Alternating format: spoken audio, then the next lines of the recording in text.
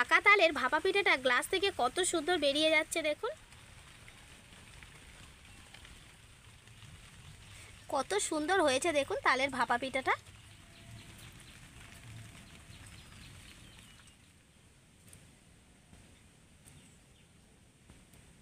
এটা ভেঙেও আমি দেখাচ্ছি দেখুন, এই দেখুন। নমস্কার বন্ধুরা, কাকলি রান্নাঘর উইথ ভিলেজ ফুডে সবাইকে স্বাগত জানিয়ে আজকে আমি বানাবো চালের গুঁড়ো নয়, মাত্র 1 কাপ সুজি দিয়ে পুরো পরিবারের জন্য একসাথে দারুণ স্বাদের ভাপা পিঠা। বন্ধুরা, এই ভাপা পিঠাটা বানানো কিন্তু ভীষণই সহজ, খুব কম উপকরণে বানিয়ে নেওয়া যায় আর সময় তো লাগে খুবই কম। আর তাছাড়া বর্ষাকালের পাকা তাল দিয়ে আজকের ভাপা পিঠাটা বানাবো। তাহলে ভাবুন বন্ধুরা, আজকের রেসিপিটা কতটা লোভনীয় এবং কতটা সুন্দর হতে চলেছে।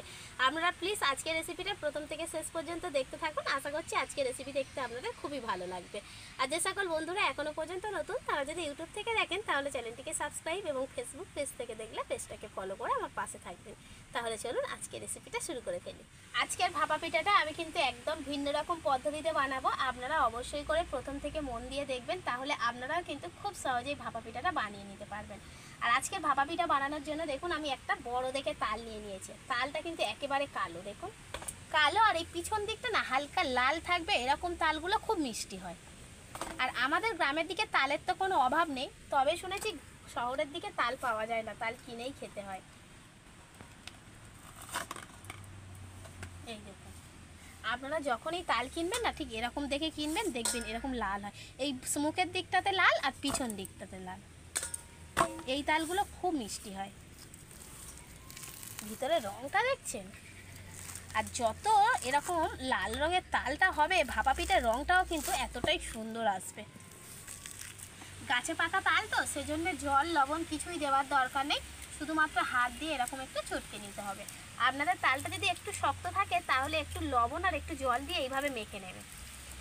এরকম হাত দিয়ে মাখলেই কিন্তু তালটা নরম হয়ে যায়। আর তাল কুড়ানোর পুরো ভিডিওটা কিন্তু আমার আগের পিঠের রেসিপিতে দেওয়া রয়েছে, আপনারা যদি দেখতে চান তাহলে ওখান থেকে দেখে নিতে পারেন।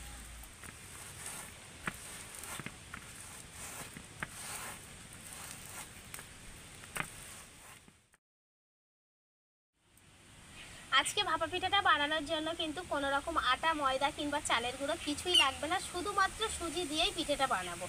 আর এখানে আমি আজকে নিয়েছি 10 টাকা দামের সুজি, এটা কিন্তু মাপলে 1 কাপই হবে। এটাকে প্রথমে আমি দিয়ে দেব। আর আজকে ভাপা পিঠার জন্য কিন্তু প্রথমে একটা ব্যাটার তৈরি করে নিতে হবে, এখন আমি সেটাই তৈরি করে নেব। দিয়ে দেব পরিমাণ মতো অল্প একটু লবণ, খুব বেশি না, এরকম অল্পই দিতে হবে। দিয়ে দেব 1/2 কাপ চিনি। চিনিটা কিন্তু অবশ্যই নিজেদের স্বাদ মতনই দেবেন, যে যেমন মিষ্টি খেতে পছন্দ করেন। আর দিয়ে দেব একটু গুঁড়ো দুধ। গুঁড়ো দুধটা দিলে কিন্তু এই পিঠেটা খেতে খুবই ভালো লাগে, তো কাছে থাকলে দেবে, না থাকলে নাও দিতে পারেন। এবার আমি যেটা মেন জিনিস সেটা দিয়ে দেব। এখানে আমি 1 কাপ তালের পাল্প নিয়েছি। 1 কাপ সুজির জন্য কিন্তু আমি 1 কাপ পাল্প নিয়েছি।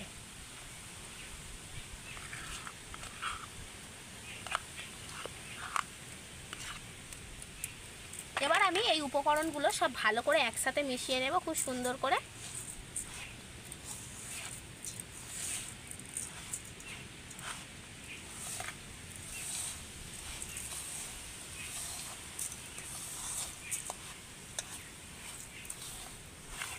চিনির পরিমাণটা কিন্তু অবশ্যই করে আপনারা কম বেশি করে নেবেন, যে যেমন মিষ্টি খেতে পছন্দ করেন।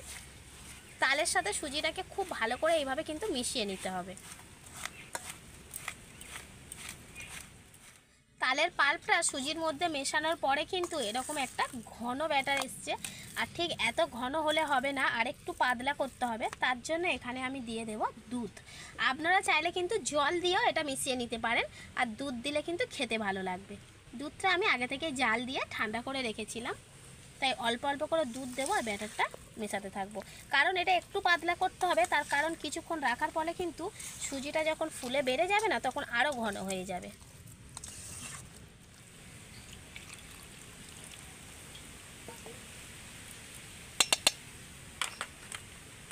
এবার আমি এটার সাহায্যে খুব ভালো করে মিশিয়ে নেব সব কিছু।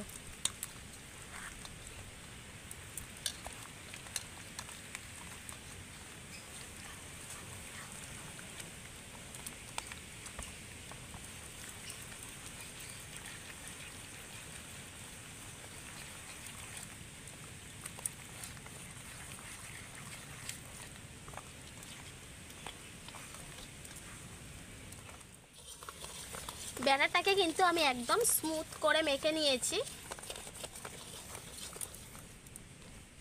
এবার আমি চাপা দিয়ে কিছুক্ষণের জন্য এটাকে রেখে দেব। পিঠের পুরের জন্য আমি নিয়েছি নারকেল, আর নারকেলটাকে ফাটিয়েই নিয়েছি। এবার আমি নারকেলটাকে কুড়ে নেব।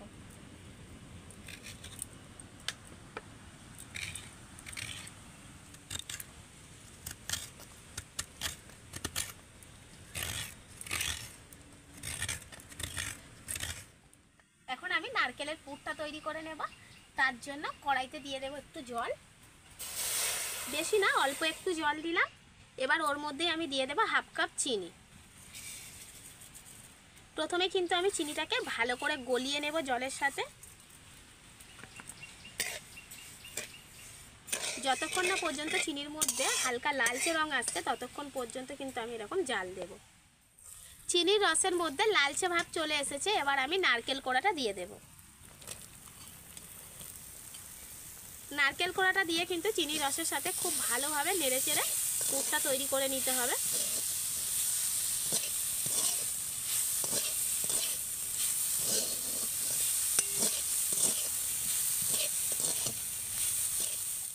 নারকেলের পুরটা আমি রেডি করে নিয়েছি। এবার কড়া সমেত আমি নামিয়ে নেব, নিয়ে পুরটাকে ঠান্ডা করে নেব। সুজিটা দেখুন কিছুক্ষণ চাপা দিয়ে রাখার ফলে কিন্তু ফুলে অনেকটাই বেড়ে গেছে, আর ঘনত্বটা কিন্তু আরও ঘন হয়ে গেছে।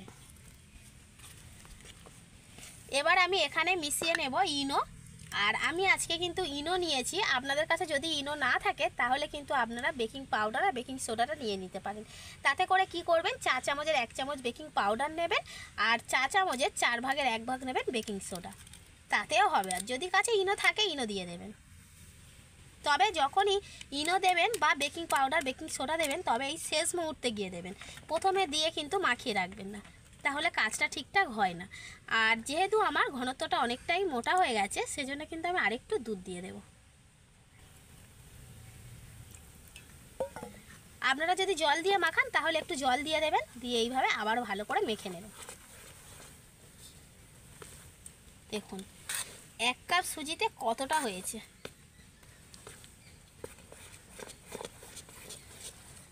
তাই একসাথে ভাপা পিঠে বানিয়ে কিন্তু পুরো পরিবারকে খাওয়াতে পারবেন। খুব সুন্দর করে মিশিয়ে নিতে হবে। ঘনত্বটা আবার খুব বেশি পাতলা করে ফেললে হবে না। দুধ দিয়ে এইভাবে মেশাতে মেশাতে কিন্তু ঘনত্বটা ঠিকঠাক চলে আসবে। পাকা তালের ভাপা পিঠার জন্য ব্যাটারের ঘনত্বটা দেখুন ঠিক কীরকম রাখতে হবে।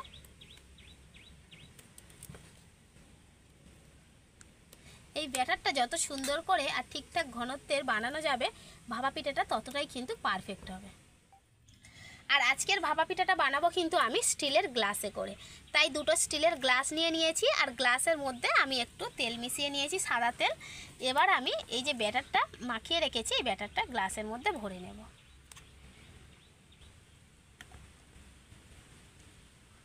আপনারা তো অনেক রকম পদ্ধতিতে ভাপা পিঠে বানিয়েছেন, যেমন বাটিতে করে বা অন্য কোনো পদ্ধতিতে।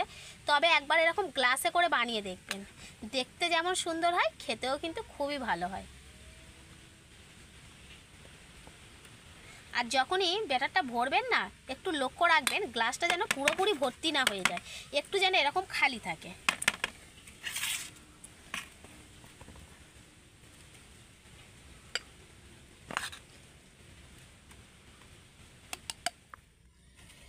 যেহেতু আমি আজকে দুটো গ্লাসের মধ্যে ভাপা পিঠাটা বানাবো, সেজন্য কিন্তু আমি নারকেলের পুরটাকে দুটো ভাগে ভাগ করে নেব।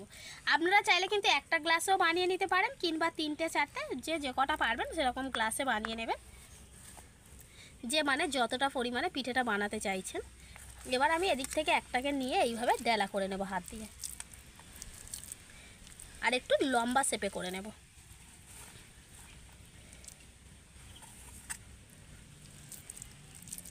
গ্লাসটা যেহেতু লম্বা, সেজন্য কিন্তু পুরটাকেও একটু এরকম লম্বা করে নিতে হবে। দুটো গ্লাসের জন্য পুরটাকে আমি কিন্তু এরকম লম্বা করে নিয়েছি। এবার আমি এই পুরটাকে আস্তে করে নিয়ে এই গ্লাসের মাঝখানটাতে এইভাবে বসিয়ে দেব, দিয়ে এইভাবে ঢুকিয়ে দেব গ্লাসের মধ্যে। আর পুরটা ভিতরে দেওয়ার ফলে দেখুন কতটা ব্যাটার গ্লাসের ওপরে কিন্তু উঠে এসেছে, এখনই উঠে এসেছে। আর একটু পুর এইভাবে মুখের কাছে কিন্তু বাইরে বের করে রাখতে হবে, তার কারণ এই গ্লাসটা যখন ভাবানো হয়ে যাবে না, এই পিঠেটা তখন আরেকটু ওপরে উঠে আসবে, তখন এই পুরটাকে পুরোটাই কিন্তু কভার করে ফেলবে।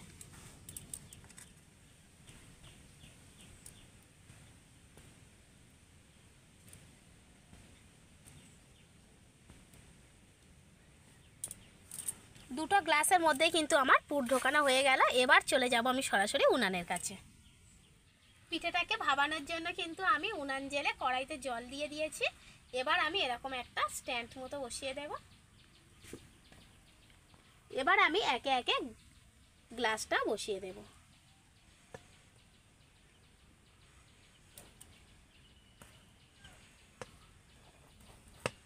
দুটো গ্লাসই আমি বসিয়ে দিলাম।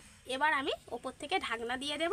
আর ঢাকনা দিয়ে কিন্তু বেশিক্ষণ চাপা দিয়ে রাখার দরকার নেই, কারণ যেহেতু পিঠেটা সুজি দিয়ে বানানো, তাই 10 মিনিটের মতো জাল দিলেই কিন্তু ভাপা পিঠেটা রেডি হয়ে যায়। প্রায় 10 মিনিট হয়ে গেছে আর পিঠেটা কিন্তু খুব ভালোভাবে ভাবানো হয়েছে, কারণ ওপরটা দেখেই কিন্তু বোঝা যাচ্ছে যে পিঠেটা ভাবানো হয়ে গেছে। আপনাদের যদি মনে হয় একটু চেক করে নেবেন, তাহলে একটা কাঠি ঢুকিয়ে দেখে নেবেন।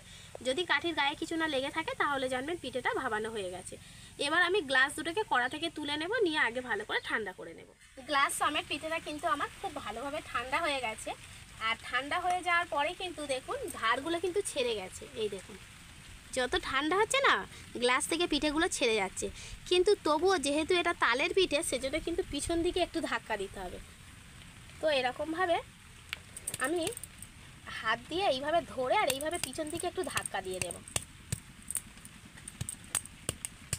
একটু জোরে ধাক্কা দিলেই কিন্তু পিঠেটা বেরিয়ে আসবে, বা পাশে এরকম একটু ধাক্কা দিতে হবে। এই দেখুন পিঠেটা ছেড়ে গেছে। আর কত সুন্দর উঠে গেল দেখুন, গ্লাসের তলায় কিন্তু একটুও লেগে যায়নি। কি অপূর্ব দেখতে লাগছে দেখুন। পাকা তালের ভাপা পিঠেটা গ্লাস থেকে কত সুন্দর বেরিয়ে যাচ্ছে দেখুন। দুটো পিঠেই কিন্তু আমি গ্লাস থেকে বের করে নিয়েছি, আর কত সুন্দর দেখতে লাগছে দেখুন। পিঠেটাকে এবার আমি ছোট ছোট টুকরো করে কেটে নেব।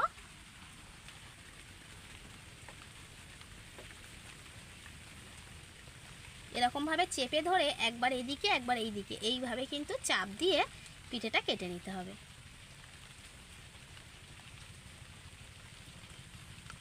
এই দেখো,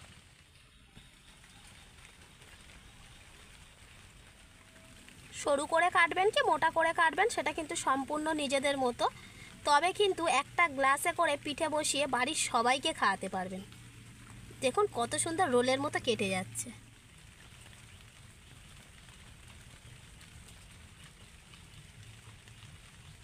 কত সুন্দর হয়েছে দেখুন তালের ভাপা পিঠাটা।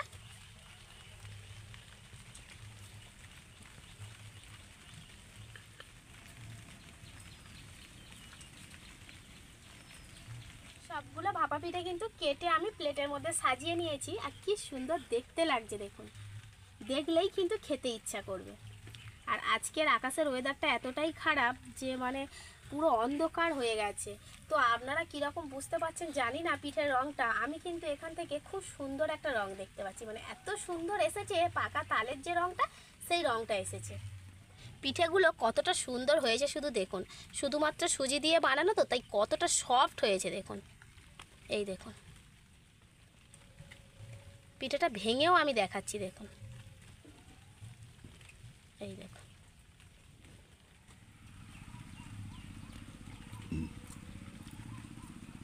পিঠাগুলো দেখতে যতটা সুন্দর হয়েছে খেতেও কিন্তু ততটাই সুন্দর লাগছে।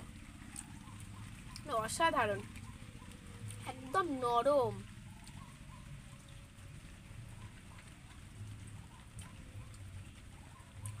কম খরচে শুধুমাত্র সুজি দিয়ে কিন্তু এত সুন্দর একটা পিঠে আপনারাও বানিয়ে নিতে পারবেন বাড়িতে খুব সহজে। তাই বলছি বন্ধুরা, পাকা তালের সিজনে একবার হলেও পাকা তাল দিয়ে এরকম গ্লাস ভাপা পিঠা বানিয়ে দেখুন, খেতে দুর্দান্ত লাগে, বাড়ির সবাই খুশি হয়ে যাবে। আর একসাথে একবারে বানিয়ে কিন্তু সবাইকে খাওয়াতে পারবেন, আলাদা আলাদা করে আর ভাপা পিঠে বানাতে লাগবে না। বন্ধুরা, আমার আজকের এই ভাপা পিঠা রেসিপিটা যদি আপনাদের ভালো লেগে থাকে তাহলে অবশ্যই লাইক, কমেন্ট, শেয়ার, সাবস্ক্রাইব এবং ফলো করে আমার পাশে থাকবেন আর আমার নিত্য নতুন রেসিপিগুলো দেখতে থাকবেন।